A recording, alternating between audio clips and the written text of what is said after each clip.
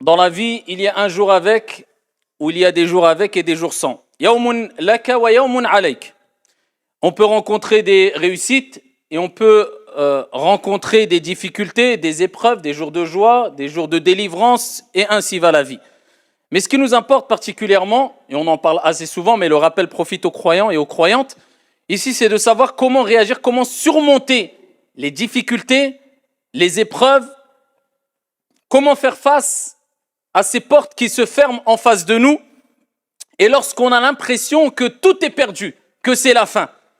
Eh bien, ici, il y a des solutions qui sont apportées, qui permettent aux croyants et aux croyantes, lorsqu'il va rencontrer, parce qu'il va rencontrer des difficultés tout au long de sa vie, comme il en a rencontré dans son passé, car tout être humain, peu importe sa croyance, sa confession, vit avec des épreuves, vit avec des difficultés, rencontre des difficultés, mais le fort, c'est celui qui arrive à surmonter ces difficultés, tout en restant serein, en restant apaisé, en restant confiant. Mais comment atteindre ce degré-là, cette sérénité face aux difficultés quand les portes se ferment autour de nous, en face de nous, lorsqu'on tourne notre tête à droite, à gauche, devant, derrière, et on voit que les portes sont fermées. Comment réussir à garder quelque part son sang-froid, cette sérénité? La sérénité, je parle ici de l'âme, le calme, l'apaisement de l'âme.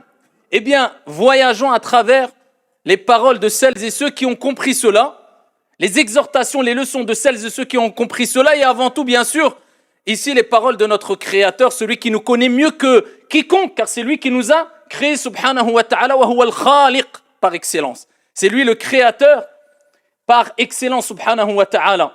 Alors la première des choses à savoir, c'est qu'il faut savoir que 50 000 ans, comme le prophète alayhi salatu wassalam nous l'a indiqué, avant qu'Allah crée les cieux et la terre, eh bien tout était déjà écrit.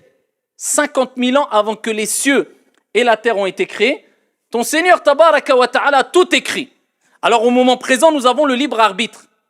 Notre Seigneur tabaraka wa ta'ala te permet de choisir entre le bien et le mal. Tu as le libre arbitre. Si je veux maintenant, je lève ma main droite. Je ne veux pas, je la pose. Dieu m'a donné le libre arbitre. Donc ici, je suis responsable de moi-même. Je suis responsable de mes actes. Mais ce libre arbitre est sous la volonté et dépend de la volonté d'Allah. Car Allah dit « Wa ma tasha'una illa an yasha Allahu rabbul alamin ». Vous ne pouvez vouloir que si Allah, le Seigneur des mondes, le veut. C'est-à-dire que je peux vouloir lever ma main droite, mais je l'ai levée parce que Dieu m'a donné l'autorisation. Il a voulu que je la lève. Si Dieu voulait, eh bien, il m'aurait empêché de lever cette main droite. Mais nous avons le libre arbitre. Mais Dieu sait ce qu'on va faire. Mais au moment présent, il veut qu'on l'adore. Et ici, peut-être que demain, il y aura d'autres créatures qui l'adoreront en dehors de nous, des anges et en dehors d'eux. Mais aujourd'hui, il veut que ce soit les êtres humains, parmi ces créatures, qui l'adorent.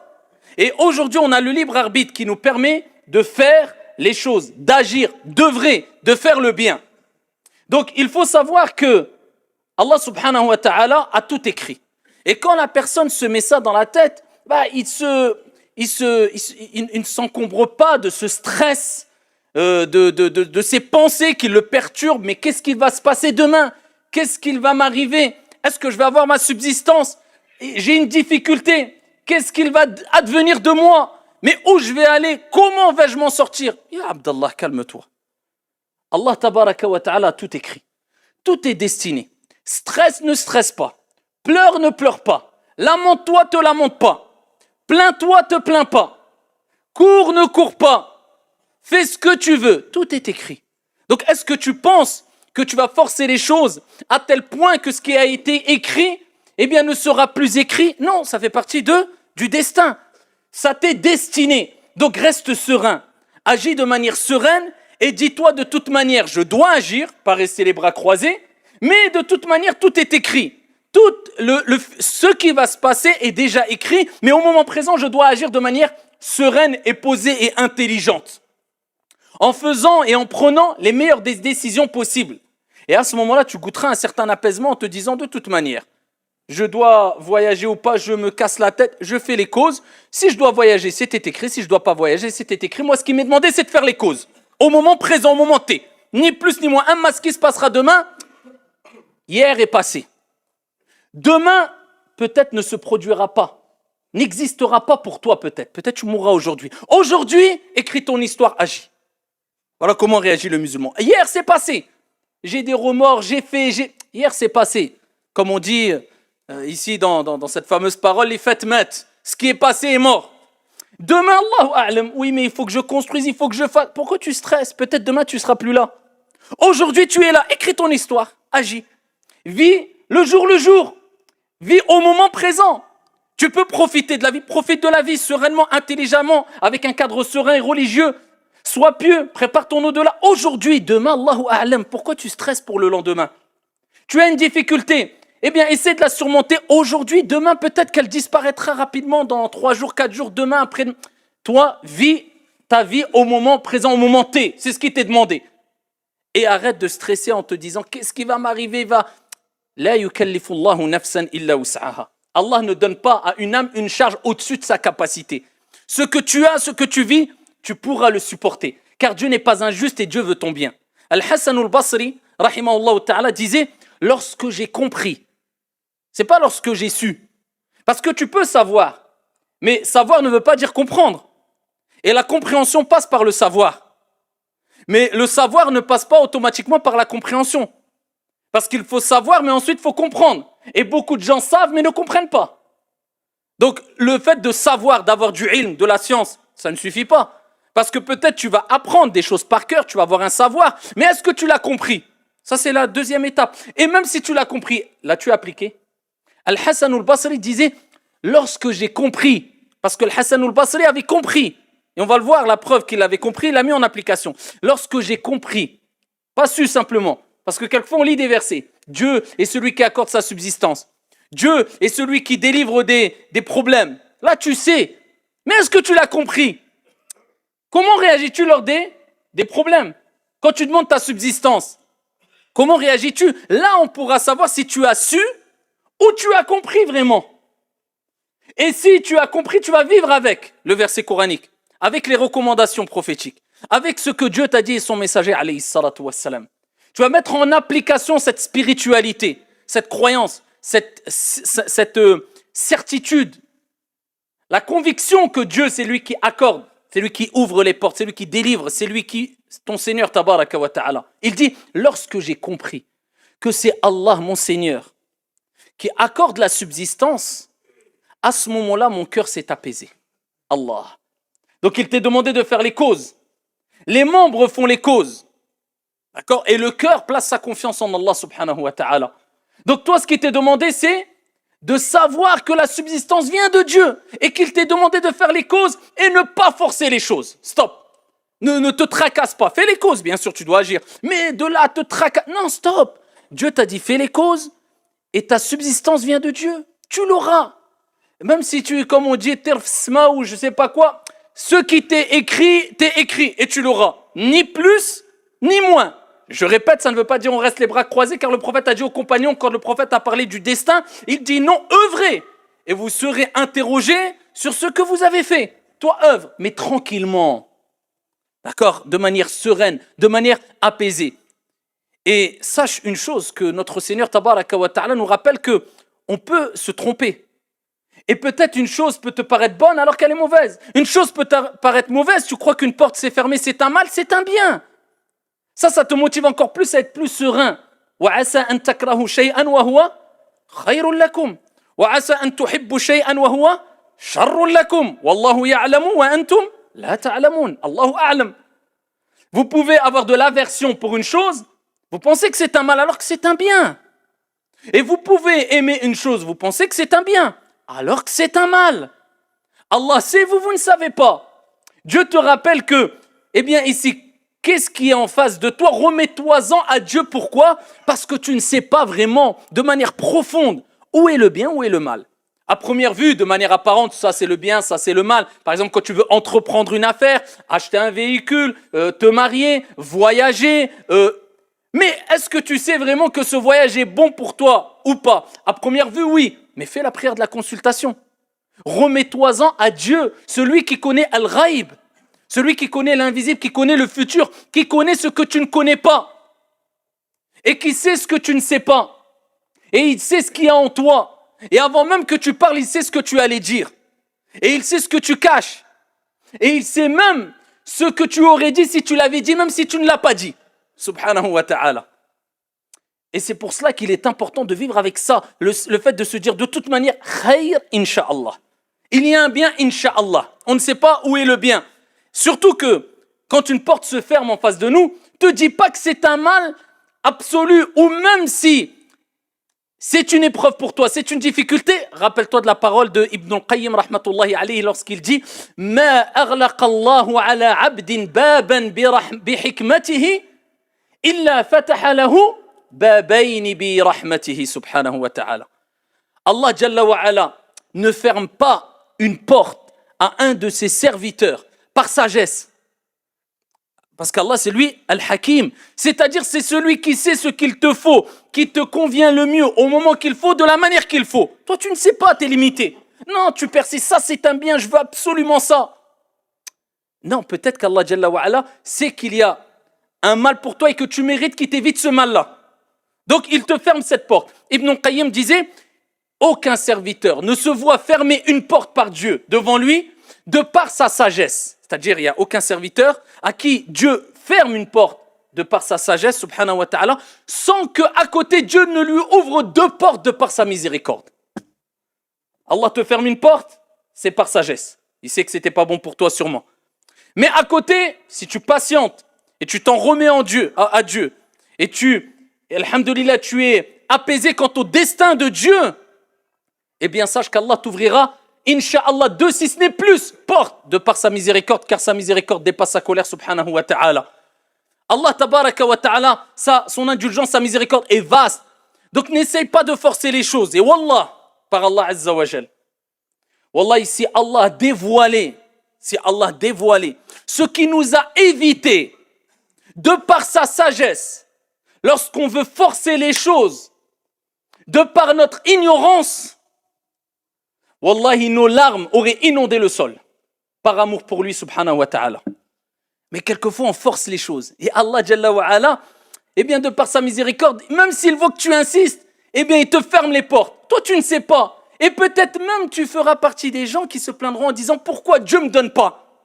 Imaginez-vous, et Allah garde ça pour lui, alors qu'Allah, Jalla wa ala, eh bien, ne veut pas te le donner parce qu'il sait que c'est un mal. Et si Allah te dévoilait cela, tu aurais tellement honte de ton ignorance, que je suis sûr que nous toutes et tous, on pleurerait et on verserait des larmes jusqu'à inonder le sol par amour pour Allah Azza wa Jalla en lui demandant pardon, Ya Rab, c'est toi Al-Alim, c'est toi Al-Hakim, et nous sommes des ignorants face à ta grande ici science et sagesse, Ya Allah. Et c'est pour cela qu'il est important de toujours ici garder son calme. Alhamdulillahi ala kulli hal. Réagir comme ça, quoi qu'il arrive. Alhamdulillah dans toutes les situations. Qadar Allah wa ma sha'a fa'al. C'est ce qu'Allah a destiné. Et ce qu'Allah Jalla wa ala veut, eh bien il le fait. Alhamdulillah. Louez Allah, remerciez Allah Azza wa Jal. Et peut-être que 10 ans après, tu te rendras compte qu'en fin de compte, c'était un mal. Et qu'Allah Azza wa Jal t'a apporté un grand bien. Et quand tu remets la cassette en arrière, tu te dis, Ya Rab, combien de fois je me suis plaint.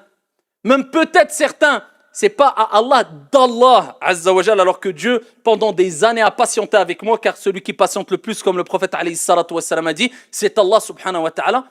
Alors que Dieu a patienté pour m'accorder ce bienfait, m'éviter un grand mal. Sois apaisé, sois serein, peu importe ce qu'il arrive. Reste toujours de manière sereine à cheminer vers ton Seigneur tabaraka wa ta'ala en étant satisfait. Et n'oublie pas que très peu sont ces gens-là. C'est pour ça qu'Allah dit dans le Coran, وَقَلِيلٌ مِّنْ عِبَادِيَ الشَّكُورِ. Il dit, et peu de mes serviteurs, peu, ce n'est pas beaucoup, peu parmi mes serviteurs sont reconnaissants. C'est-à-dire que beaucoup sont ingrats. Et combien sont ingrats? Alors on regarde tout ce qu'on perd autour de nous, mais on oublie tout ce qu'on a gagné, tout ce que Dieu nous a donné, c'est même pas autour de nous, ne serait-ce que sur nous, dans notre corps. Si aujourd'hui Allah Azza wa Jal t'ôtait la vue, et ensuite on te disait que il faudrait donner toutes tes richesses pour retrouver la vue, wallahi tu donnerais toutes tes richesses, et plus encore si tu pouvais. As-tu déjà dit Alhamdulillah, Ya Rab, merci Allah pour m'avoir accordé la vue alors que beaucoup n'ont pas la vue? Non, à part cela, nous, qu'est-ce qu'on fait? Eh bien, illa man rahim Allah, toute la journée. Mais pourquoi? Comme si quelquefois on voulait remettre indirectement la faute sur Dieu. Mais tu as oublié que tu as le libre arbitre, et le mal qui t'arrive, c'est toi qui l'as provoqué de tes propres mains, comme le bien qui t'arrive, c'est toi qui le provoques de tes propres mains, ya Abdallah. Pourquoi remettre la faute à ton Seigneur, sur ton Seigneur, tabaraka wa ta'ala, alors qu'Allah Jalla wa ala veut ton bien, et Allah n'a pas besoin de toi, et Allah t'a évité beaucoup de mal tout au long de ta vie, mais wa qalilun min ibadiya shakur, peu de mes serviteurs sont reconnaissants. Et pour vivre avec cet apaisement, il est important de méditer quant au fait que, face à la difficulté, il y a une leçon divine. Quand tu as une épreuve, quand tu as une difficulté, Allah t'envoie une leçon. Allah te parle. Lors des épreuves, quelque part Allah te parle. Allah te dit, oh mon serviteur, reviens. C'est pour ça qu'Allah Jalla wa ala dit dans le Coran, bien sûr, ibtida'an, il parle et il s'adresse aux hypocrites à l'époque du prophète sallallahu alayhi wa sallam, mais il y a une ibra dans ce verset coranique de manière générale parce que on voit la finalité ici et il dit, ne voit-il pas qu'on les éprouve 1 à 2 fois chaque année dans Surat At-Tawbah. Ne voit-il pas qu'on les éprouve 1 à 2 fois chaque année, malgré cela, ils ne se repentent et ne se souviennent pas. Parmi les sagesses de l'épreuve, c'est quoi? C'est pas un mal.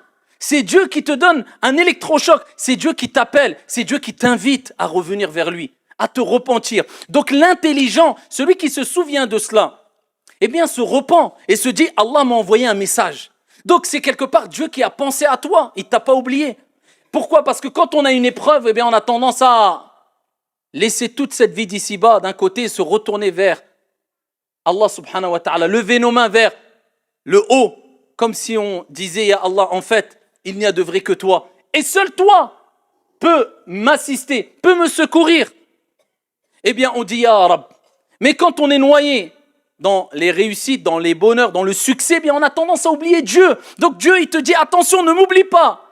Tu n'es ici-bas que de passage. Profite de ta vie, mais ne m'oublie pas. Peut-être tu t'es écarté trop parce que, ibtida'an, je vous ai dit en premier lieu, ce verset est descendu pour les hypocrites, pour, ici, les rappeler à l'ordre. Regardez bien que c'est des hypocrites, Dieu les éprouve, mais pourquoi? Certains Mufassirun ont dit c'était par la faim, par la misère, C'était pour qu'ils reviennent. Dieu leur dit, les inviter à revenir, à se repentir. Donc toi, quand tu as une épreuve, si tu n'as pas compris l'épreuve comme une purification, comme étant une purification, et un message divin, afin que tu reviennes vers le divin, vers ton Seigneur, tabaraka wa ta'ala, eh bien tu n'as pas répondu à l'appel d'Allah, tabaraka wa ta'ala. Tu n'as pas compris le message divin. Tu n'as pas compris la leçon, ya Abdallah. Allah, quand il parle d'eux, il dit, malgré cela, ils ne se repentent ni se souviennent. Voilà pourquoi il faut prendre cela comme une exhortation venant de ton Seigneur, tabaraka wa ta'ala, avant que, eh bien, tu encours une punition divine dans l'au-delà. Et après, tu n'auras peut-être pas d'excuses, parce que Dieu te dira, je t'ai envoyé des messages. C'était pas pour t'éprouver gratuitement, mais c'était pour que tu reviennes. As-tu compris ces messages, oui ou non? À toi de te poser la question, j'ai été éprouvé. J'ai compris ou pas? Je me suis repenti ou pas? J'ai compris que peut-être, oh là là, ça c'est un message, et peut-être c'est le dernier message. Allah a dit, n'ont-ils pas vu qu'on les éprouve? Pas 1 million de fois, 1 à 2 fois par an.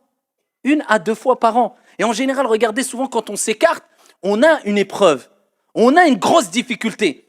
Certains le prennent comme, oh, pourquoi Dieu me fait cela? Dieu ne m'aime pas. D'autres disent, Allah me rappelle à l'ordre, Allah pense à moi, Allah m'aime. Parce qu'Allah Azza wa Jal me rappelle qu'il faut que je revienne. Donc l'épreuve doit être prise d'une bonne manière. Et la deuxième des choses à retenir, eh bien, c'est que Allah nous rappelle dans le Coran, فَإِنَّ مَعَ الْعُسْرِ يُسْرًا.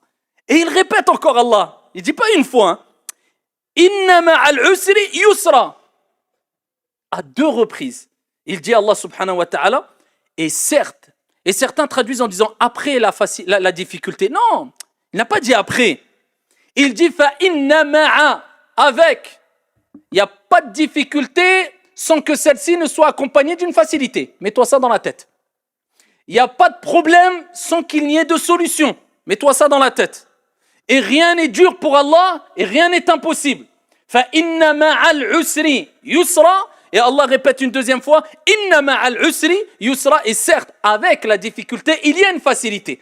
Donc quand tu sais ça pertinemment et tu as compris ça, tu dis, écoute, peu importe ce qui m'arrive, il m'est arrivé une difficulté, une épreuve, et obligatoirement, c'est une promesse divine, c'est une parole divine. Sadaqallahu al-azim. Allah certes a dit vrai, il y a dans cette difficulté une facilité. Et c'est pour ça que le prophète alayhi salatu wassalam, il disait avec la difficulté ou avec innal faraja ma'al karb, c'est-à-dire la délivrance vient avec la pénibilité, avec la souffrance. C'est comme cela, quand tu sais qu'il y a une épreuve, une souffrance, sache que la délivrance est proche. C'est comme cela. Et Ibn Mas'ud, quand il a expliqué, il a parlé, il a commenté ce verset coranique, il disait, Ibn Mas'ud radiyallahu anhu warda, la difficulté ne rentre pas dans un trou sans que la facilité ne le rejoigne dans le trou afin de sortir cette difficulté de ce trou. Et il dit, Wallahi, jamais deux facilités ne pourront être vaincues par une difficulté, car Allah Azza wa Jalla a dit à 2 reprises, Fa inna ma'al usri yusra, inna ma'al usri yusra. Certes, avec la difficulté, il y a la facilité. Avec la difficulté, il y a la facilité. Et plus tu comprends cela et patiente et endure, et plus le résultat sera de taille. Et on voit ici, pour terminer, Youssouf alayhi salam, qui lui a été par sa famille. C'est pas par des amis. Déjà des amis, ça fait mal. Non, par sa famille. Regardez la taille de l'épreuve. Sa famille, ses frères, qui l'ont pris alors qu'il était jeune. Et ils l'ont jeté. C'est pas dans la rue. Imaginez-vous les histoires émouvantes qu'on peut entendre aujourd'hui, des gens qui ont renvoyé leur frère ou leur mère de la maison, les ont laissés dehors. On est choqués, ça nous... Non, ils l'ont pris, l'ont jeté dans un puits. Ils voulaient le tuer. Ils ont menti sur lui. Ils ont dit qu'il a été dévoré, comme vous le savez toutes et tous, par un loup, etc. Ensuite, on l'a vendu pour rien du tout à une caravane qui passait. Ensuite, il s'est retrouvé dans un palais. On l'a accusé comme quoi il a voulu avoir des relations avec une femme alors que c'était faux. Et comme il a persisté avec véracité quant au fait que non, il n'avait pas voulu commettre az-zina, la fornication avec cette femme-là. Ils ont dit, tu es un menteur. Et ici, ils l'ont jeté en prison. Il a patienté en prison. Mais imaginez-vous, là, on le cite comme cela. Mais si on entend une histoire comme ça, on se dit, mais réel comme ça, à notre époque, on se dirait, c'est quelque chose de... Eh bien, il a patienté. Et jamais il ne s'est plaint de Dieu. Il n'a cessé de patienter et d'attendre la facilité jusqu'à ce que ensuite il a été innocenté et voilà qu'il s'est retrouvé. C'était un prisonnier qui a été abandonné par ses frères, jalousé par ses frères qui ont voulu le tuer. Il s'est retrouvé après l'explication de rêve qu'il a faite et ensuite le roi l'a appelé pour expliquer des rêves, etc. Le résultat, il s'est retrouvé ministre de l'économie jusqu'à ce qu'il a contrôlé l'économie au sein même du palais où il a été accusé à tort et il s'est retrouvé en prison. Et ses frères sont partis le retrouver et ensuite ils se sont excusés, reconnus son honorabilité, ses frères ainsi que son père. Youssouf alayhi salam, fa inna ma'al usri yusra. Plus la patience est de taille et plus le résultat sera de taille. Le prophète alayhi salatu wassalam, à Taïf, des enfants lui ont jeté des pierres jusqu'à ce qu'il saignait, il était tout seul. Il a enduré, ils étaient que quelques compagnons. Pendant des années, il a souffert de faim, il a souffert il a répondu au mal par le bien. Pour qu'aujourd'hui, des milliards et des milliards de musulmans à travers les siècles, eh bien pour eux, la personne qu'ils aiment le plus parmi les humains, c'est Mohammed ibn Abdillah alayhi salatu wassalam. C'est ça, c'est la récompense est de taille parce que l'endurance a été de taille. Donc vivez avec cela, afin de donner ce calmant spirituel à votre âme et afin de pouvoir surmonter les épreuves avec calme et sérénité. هذا وصلوا وسلموا رحمكم الله